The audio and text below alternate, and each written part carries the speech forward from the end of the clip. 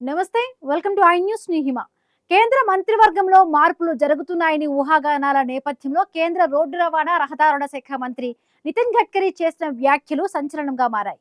వయస్సు పైబడింది, పనిభారం పెరిగింది, గతంలో మాదిరి ఎక్కువ పని చేయలేకపోతున్నారని 69 ఏళ్ల నితిన్ గడ్కరీ చేసిన వ్యాఖ్యలు ఇప్పుడు దేశవ్యాప్తంగా సంచలనం కలిగిస్తున్నాయి. తన కొడుకుపై E20 ఇథనాల్ పై ఆరోపణలు వచ్చిన నేపథ్యంలో గడ్కరీ రిటైర్మెంట్ తీసుకోవాలని అనుకుంటున్నారా అనే ప్రశ్నలు సోషల్ మీడియాలో వైరల్ గా మారాయి. అసలు గడ్కరీ ఏమన్నారో ఒకసారి చూద్దాం.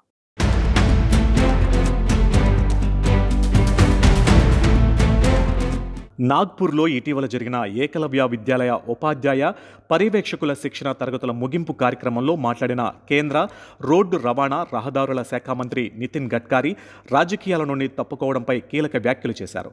నేను గడిచిన 30 ఏళ్లుగా నిరంతరం ప్రజా జీవితంలో పనిచేస్తున్నాను. ఇకపై నేను ఎక్కువగా పని చేయలేను. కొత్త తరానికి పనిచేసే అవకాశం ఇవ్వాలి అని గడ్కరీ పేర్కొన్నారు. పాత తరం క్రమంగా తప్పుకొని కొత్త తరానికి బాధ్యతలు అప్పగించాల్సిన అవసరం ఉందన్నారు. కరోనా మహమ్మారి తర్వాత తన జీవనశైలి మారిన విధానాన్ని ఆయన వివరించారు. ప్రస్తుతం నిరంతరం క్రమం తప్పకుండా యోగా చేస్తూ ఆరోగ్యం దృష్టి పెడుతున్నాను. మన ఆరోగ్యం సరిగ్గా లేకపోతే అధికారం, పదవుల వల్ల ఎలాంటి ఉపయోగము ఉండదు అంటూ గడ్కరీ వ్యాఖ్యానించడం విశేషం. ప్రాంతీయ సమస్యలను ప్రస్తావిస్తూ విదర్భలో రైతుల ఆత్మహత్యల పట్ల గడ్కరీ ఆందోళన వ్యక్తం చేశారు. రాబోయే రోజుల్లో రైతుల జీవితాలలో వెలుగులు నింపడానికి వారి సంక్షేమం కోసం మరిన్ని గట్టి ప్రయత్నాలు చేయనున్నట్లు ఆయన తెలిపారు. ఇటీవల బీజేపీ జాతీయ సంస్థాగత బృందంలో భారీ మార్పులు చోటు చేసుకున్న నేపథ్యంలో గడ్కరీ వ్యాఖ్యలు ప్రాధాన్యం సంతరించుకున్నాయి.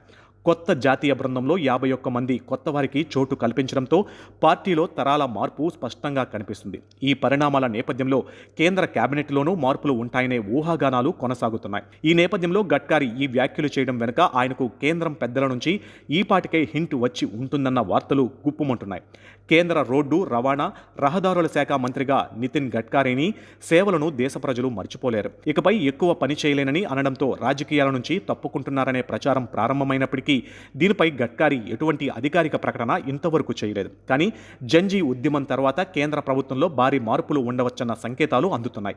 ఇప్పటికే జన్జీకి చేరువయ్యే బాధ్యతను కేంద్ర మాజీ మంత్రి స్మృతి ఇరానీకి కేంద్రం అప్పగించింది. కేంద్ర మంత్రులను సైతం కాలేజీలకు, యూనివర్సిటీలను సందర్శించి జన్జీకి దగ్గరవ్వాలని మోదీ ప్రభుత్వం సూచనలు ఇవ్వడం గమనార్హం. కేంద్ర మంత్రివర్గంలో సైతం ఎక్కువ మంది యూత్కు అవకాశం ఇస్తారనే ఊహాగానాలు ఊపందుకుంటున్నాయి.